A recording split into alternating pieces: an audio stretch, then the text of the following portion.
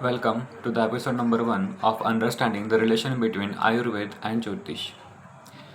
तो जैसे कि हम हमारे जो पुरानी कथा है महाभारत और रामायण उसमें देखते हैं या फिर पुराने जो कथाएं थी उसमें क्या होता था कि जब भी कोई राजकुमार या फिर राजकुमारी जन्म लेते थे तब उनके जन्म के हिसाब से उनकी जन्म कुंडली बनाई जाती थी और उसके हिसाब से प्रेडिक्ट किया जाता था कि ये जो जातक है वो अपने जीवन में कितना यश कीर्ति को प्राप्त करेगा, इसकी मृत्यु कब होगी, कैसे होगी, किस रोग से होगी या फिर इसको कौन से रोगों का सामना करना पड़ेगा। तो ज्योतिष को वेदों का नेत्र बोला गया है। मतलब ज्योतिष में इतना नॉलेज है कि वो सब कुछ देख सकता है, क्योंकि वेदों का नेत्र मतलब उसको बहुत बड़ी पदवी दी गई। और आयुर्वेद जो कि हीलिंग साइंस है, कि आयुर्वेद का जो फर्स्ट वर्स है स्वस्थ से स्वास्थ्य रक्षणम आतुरस्य विकार प्रश्नम, कि इसमें हीलिंग से ज़्यादा स्वस्थ से स्वास्थ्य रक्षण आपको स्वस्थ रखना, ये सबसे पहला इंपॉर्टेंस दिया गया है उस चीज़ को। और उसके बाद में आतुरस्य विकार प्रश्न जिसको भी डिसीज़ होया है तो उसका डिसीज़ कम करने का फिर ट्रीटमेंट बताया गया है। लेकिन सबसे पहले यही बताया गया है कि स्वस्थ से स्वास्थ्य रक्षणम। अभी देखिए कि डिसीज़ की शुरुआत कैसे होती है। अगर हम फॉर एग्जांपल लेते हैं छोटे बच्चों का, तो छोटे बच्चे क्या करते हैं कि चॉकलेट ज़्यादा खाते हैं। चॉकलेट खाने की वजह से उनको क्या होता है कि दांत में कीड़े हो जाते हैं या फिर वो दांत खराब हो जाते हैं। तो दांत खराब होना ये क्या होगा, दंतकृमि, ये क्या होगा, एक डिसीज़ हो गया। तो फिर उसकी ट्रीटमेंट बताई गई है। तो चॉकलेट खाना ये क्या है, हेतु है। डिसीज़ की शुरुआत किससे हुई, हेतु से हुई।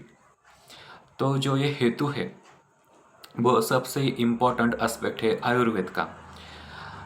अभी जो कि हम देखते हैं कि ज्योतिष की भी शुरुआत जो होती है वो सबसे फर्स्ट प्लैनेट जो होता है वो सूरज होता है। सूरज सभी 11 ग्रहों का राजा है।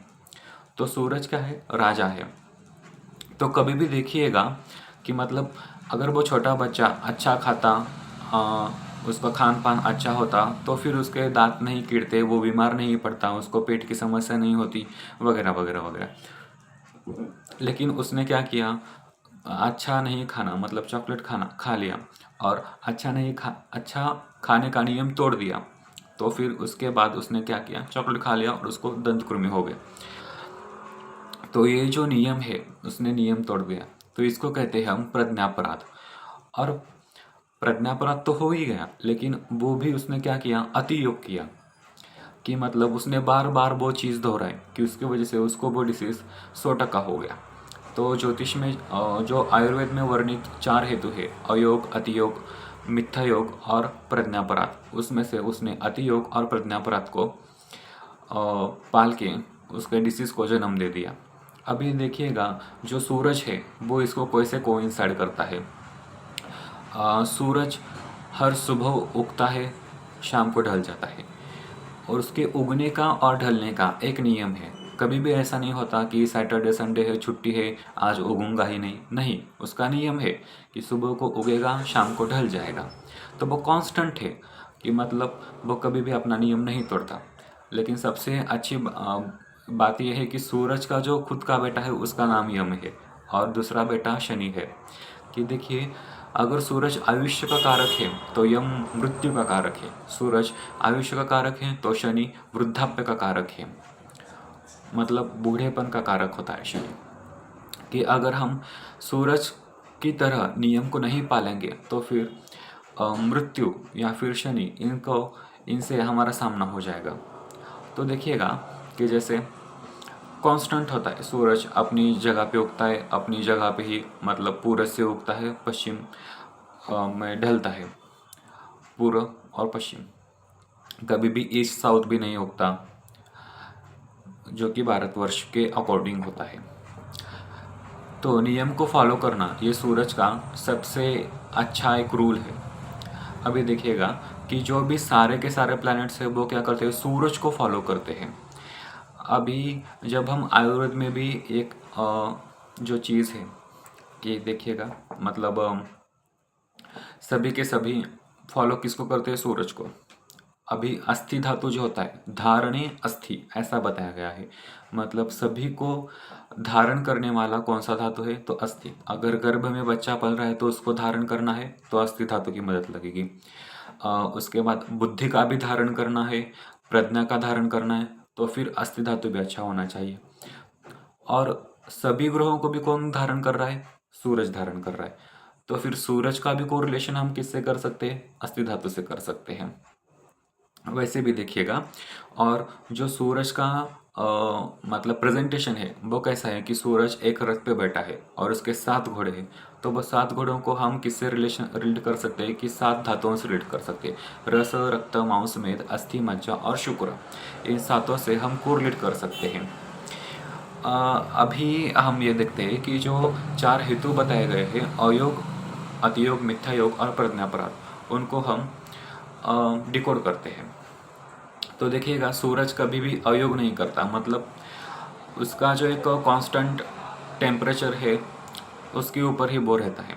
अगर वो मतलब टेम्परेचर उसने बहुत ही कम कर दिया तभी भी उसका अयोग हो जाएगा। तभी भी क्या होगा? आइस एज आ जाएगा। आइस एज आ गया तो फिर हमारे पृथ्वी के लिए मतलब वो एज क्या होगा कि मतलब अच्छी बात नहीं है। तो फिर वो अयोग हो गया कि अगर उसने टेम्परेचर बहुत ही कम कर दिया। मिथ्या योग, मिथ्या योग क्या हो गया? तो मिथ्या योग को हम ग्रहण समझते हैं कि सूरज है लेकिन हमें दिखता नहीं। क्यों? क्योंकि पृथ्वी की छाया उसके बीच में आ गई। मतलब चंद्र बीच में आ गया या फिर पृथ्वी की छाया आ गई। तो इससे क्या हो गया कि राहु देव या फिर केतु देव ने ग्रहण लगा दिया। और जो उससे रोशनी निकल रही है वो रेडिएशन युक्त होती है। और उससे क्या होता है कि मिथ्या योग से जो भी रेडिएशन पड़ेंगे हमारे पृथ्वी पे तो उससे चीज़ें बुरी हो जाएगी। उससे टॉक्सिक जो वातावरण है वो तैयार हो जाएगा। अभी और एक है अतियोग। तो अतियोग मतलब 50 डिग्री, ये जो है टेम्परेचर, वो सूरज की एक कला है। इसका भी सूरज अतियोग नहीं करता, 50 डिग्री से बहुत ज़्यादा आगे नहीं जाता। अकॉर्डिंग टू भारतवर्ष वो 50 डिग्री के नीचे ही होता है। तो फिर ये क्या है? उसका एक नियम है। और जो भी हम देखते हैं फिर वो लास्ट में बचा है वो प्रज्ञापराध। तो प्रज्ञापराध में ये होता है कि सूरज कभी भी पूरब से ही उगेगा, पश्चिम में ही ढल जाएगा। कभी भी मतलब पश्चिम से नहीं उगता या फिर नॉर्थ से नहीं उगता। तो उसका एक मतलब प्रज्ञा है, मतलब उसको एक इन्फॉर्मेशन है कि फ्रॉम उसको इसी एक्सेस से उगना है, इसी एक्सेस पे जाके ढलना है। तो उसकी एक प्रज्ञा है। तो फिर वो प्रज्ञा के हिसाब से ही काम करता है कि उसको बताया गया है ऐसा ही काम करना है, वो ऐसा ही काम करता है। तो अब हम 1 बाय 1 डिकोड करते हैं। अगर सूरज कुंडली में राहु या फिर केतु के नक्षत्र में आता है या फिर राहु केतु नक्षत्र के साथ रहता है, अगर राहु और केतु ग्रह उसे देख ले तो क्या होता है कि एज ए मिथ्या योग, एज अ ग्रहण उसे कहते हैं। तो फिर अगर सूरज को ग्रहण लग जाएगा तो फिर आदमी क्या करता है कि मतलब जिसके भी कुंडली में राहु अगर सूरज को देख रहा है तो फिर वो ग्रहण लग जाता है। वो क्या करता है कि मतलब उसको जीवन में बहुत सारी तकलीफ़ें झेलनी पड़ती है। उसके बाद उसका जो नियम होते वो उसको नियम को नहीं मानता, जो सामाजिक नियम होते उसको नहीं मानता। राहु अगर आद्रा नक्षत्र में हो जाए तभी भी वो सामाजिक नियमों को नहीं मानता। शतभिषा में भी आ जाए तभी भी वो नहीं मानता। तो मतलब डिफरेंट डिफरेंट वैरायटीज़ या फिर डिफरेंट डिफरेंट गोष्ठी को बहुत ट्राई करता है। जैसे कि मतलब खाने का भी अगर हम एग्जाम्पल ले ले तो फिर मतलब मांस के साथ दूध का सेवन करना, और उसे वो अच्छा लगता है, उसे वो टेस्टी लगता है। लेकिन ये नियम नहीं है ना खाने का कि मतलब एक ठंडी चीज़ और एक गर्म चीज़ जिसकी तासीर बहुत ही डिफरेंट है दोनों की, उसको साथ में ले लेना, ये तो राहु की बुद्धि है। मतलब किसको भी किसी के साथ भी खा के मज़े लेना। तो जो मज़ा लेना है वो राहु का है। लेकिन जो नियम तोड़ा है वो तो सूर्य ने नियम बनाया था कि क्या कि मतलब शीतवीर्य को शीतवीर्य के साथ लेना है, उष्णवीर्य को उष्ण के साथ लेना है, वो तोड़ दिया। मतलब सूरज को ग्रहण लगा दिया। तो ये क्या हो गया? मिथ्या योग हो गया। और प्रज्ञापराध भी इसमें आता है।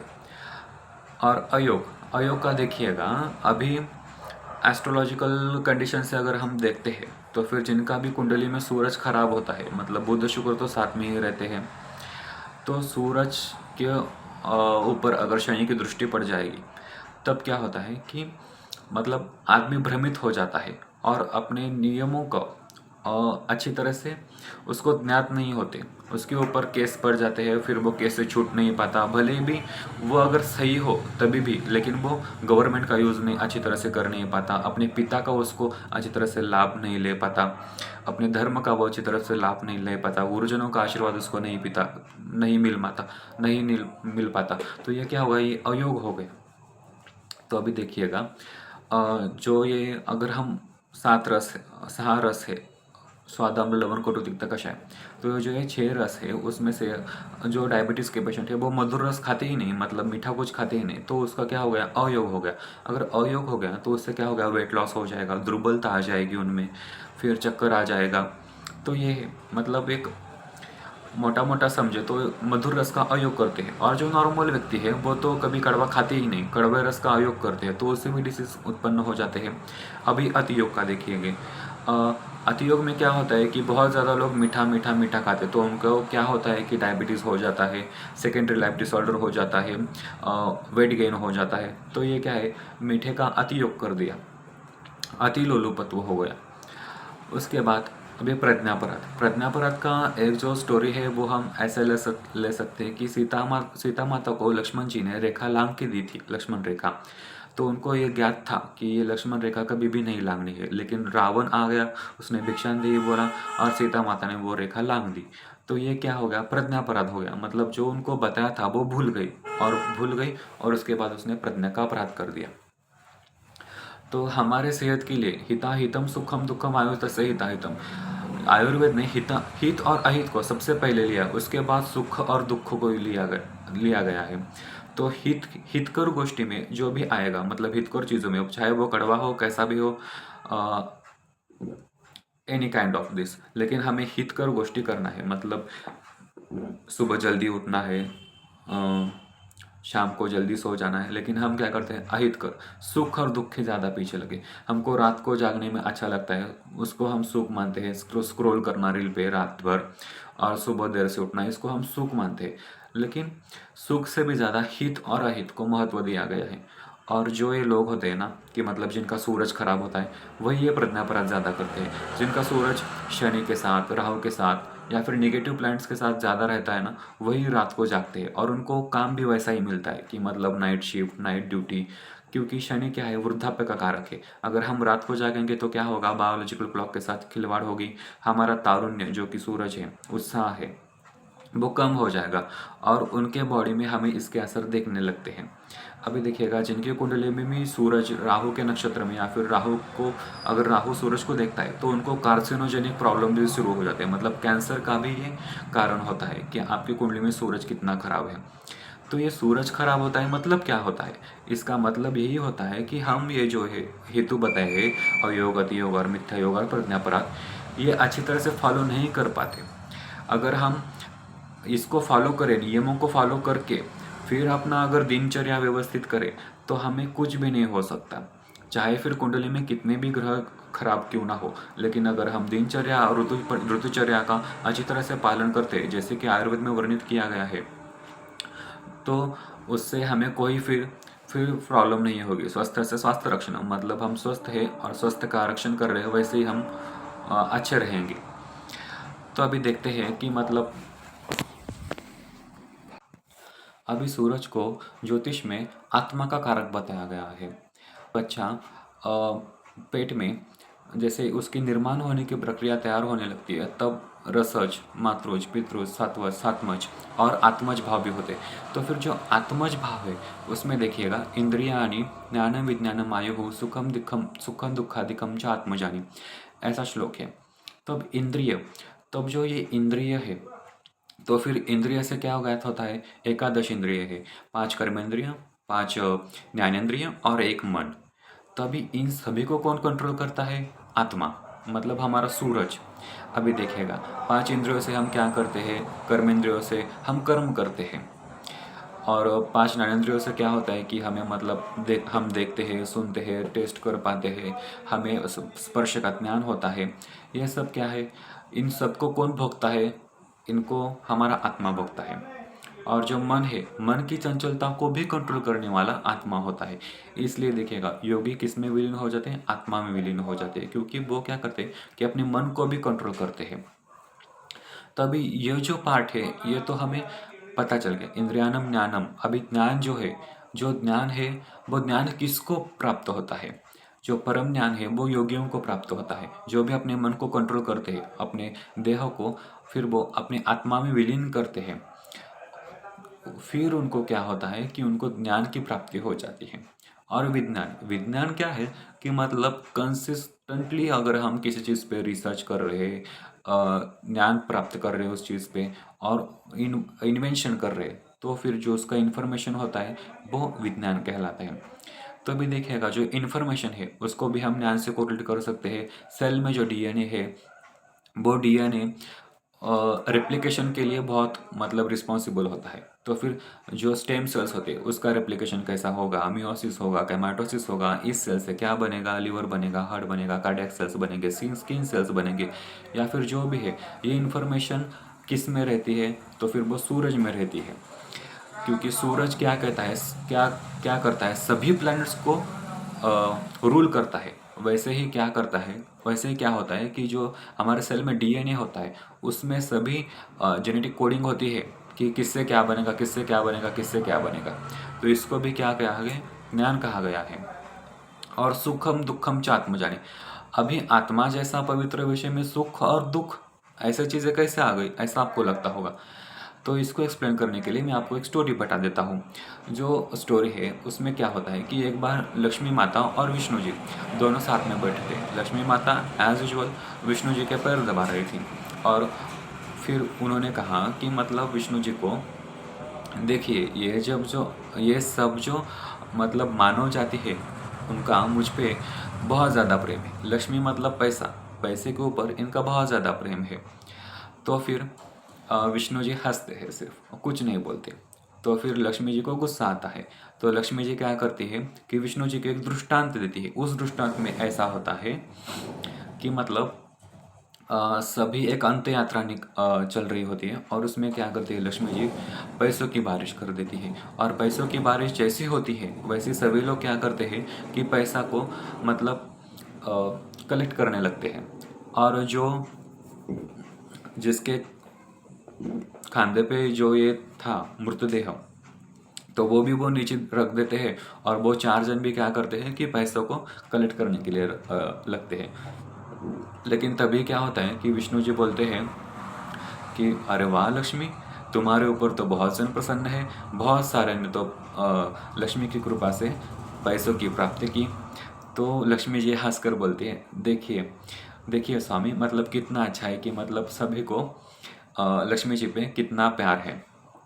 लेकिन तभी विष्णु जी बोलते हैं, लेकिन जिसमें ये सब तो कर रहे हैं कलेक्टिंग, लेकिन जिसमें आत्मा के रूप में मैं नहीं हूँ, वो जो मानवीय देह है वो तो नहीं उठ पा रहा।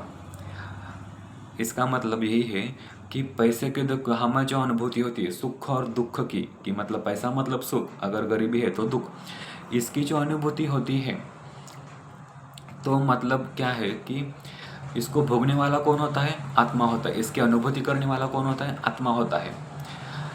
तो अगर किसी के अगर देह में आत्मा ही नहीं वास करेगा तो फिर कैसी लक्ष्मी और कैसा पैसा? तो इसकी वजह से ही सुख और दुख का ज्ञान भी आत्मा से ही होता है।